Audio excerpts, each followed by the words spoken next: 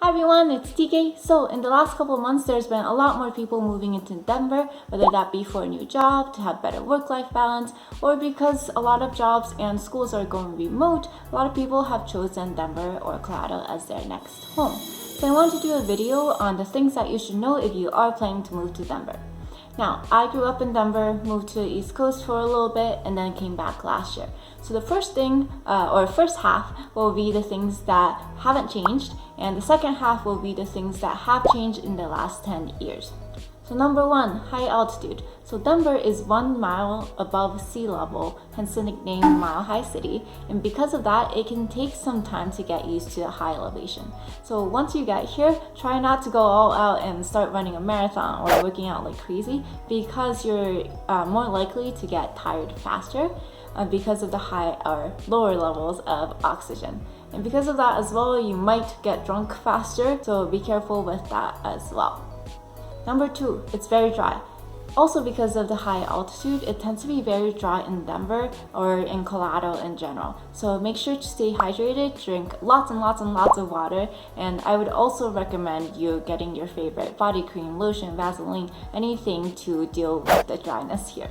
Number three, people are very friendly. So I lived in the East Coast for about 8 years, and people are typically friendly, but nothing compared to Colorado. I don't know if it's because of the sunny weather or there's a lot of dog owners here, and I feel like dog owners tend to be really nice for the most part. But yeah, I feel like that's one of the things I missed living in Colorado. People are just so warm and like chill and very friendly in Denver. Number four, the weather is great. So when I moved to the East Coast, I always thought, why is it so rainy or like cloudy here? Because in Colorado, it's sunny almost like every day. Now, the weather is great, but it can change drastically because it's mountain weather, so it can start snowing early on, like in September, October.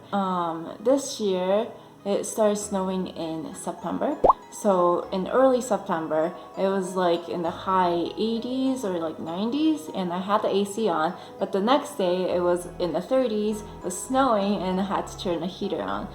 So it does snow here, but chances are it will melt the following day because it's really sunny and dry here.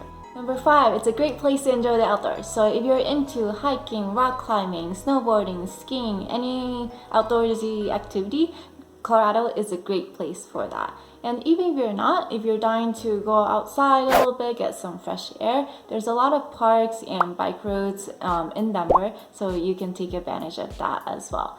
Now I think the Red Rocks Amphitheater, they're closed for any events and concerts this year, but you can still go visit, and I think a lot of people still go there to work out and take advantage of the stairs too. But again, because of the high altitude, if you are planning to do that, just go easy until you get used to high altitude. Number six, it's the healthiest state in the US. So I think Colorado has one of the lowest obesity rates in the US. And Denver, yes, but Boulder especially, people are so fit, active, they're always like running or like biking or climbing that it'll really inspire you to be healthy and go outdoors. So I don't know if people in Colorado are fit and healthy because of the mountains and there's a lot of things to go outdoors, or people who are health conscious and like to do outdoorsy activities move to Colorado. It's kind of like the chicken egg situation, but Colorado is a very healthy state. Now, if you like the content so far, give it a thumbs up and keep watching for things I wish I knew before moving back to Denver. So here are the things that have changed ever since I left like 10 years ago. So number seven, traffic. So before I left, there was literally like no traffic, and now after I came back, I was like, where did all these cars and traffic come from? So Highway 36 isn't too bad, but I-25, oh my goodness, going into downtown Denver, try to avoid rush hours. Now, one great thing about Denver is that there are other ways besides the highway to get to your destination, but still this was not an issue before, so traffic was something that kind of made me a little sad when I came back. Now, on the flip side, public transportation has improved. So before, unless you had a car, you couldn't get anywhere in Denver or in Colorado. But because of the RTD, which is the transit service in the Denver metro area and areas around it, there's buses and railways or rails going into and back from the airport and other areas in the Denver metro area, which is really great. Number 9, housing prices are going up. So because more people are moving into Denver, the housing market is getting really competitive. Now there's been a lot more new condos and apartments being built, but I think September this year saw a record low in terms of the number of houses on sale. And once they are on sale or in the market, they go out really fast. So take account of that. Number 10, new jobs and companies moving into Denver. So in the last couple of years, Facebook, Amazon, Google, they've all opened an office in Denver, Boulder, or parts of Colorado. And recently, Palantir announced that it's moving its headquarters from Palo Alto to Denver. So there's been a lot of companies opening branches and offices in Denver and improving the job market here. Last but not least, the food scene has changed.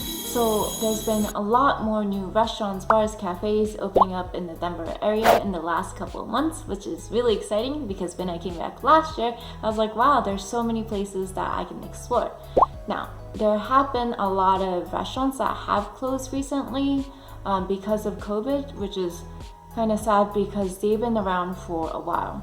However, it is exciting that there are new places opening, so once you get here, make sure to check them out. So that wraps up the 11 things that you should know before moving to Denver. Now, if you're planning to move to Denver or Colorado for a new job or new change, I recently started an interview series featuring people with awesome stories and cool jobs. And my last guest is someone from Colorado, so make sure to check that out. And I will see you in the next one. Bye-bye!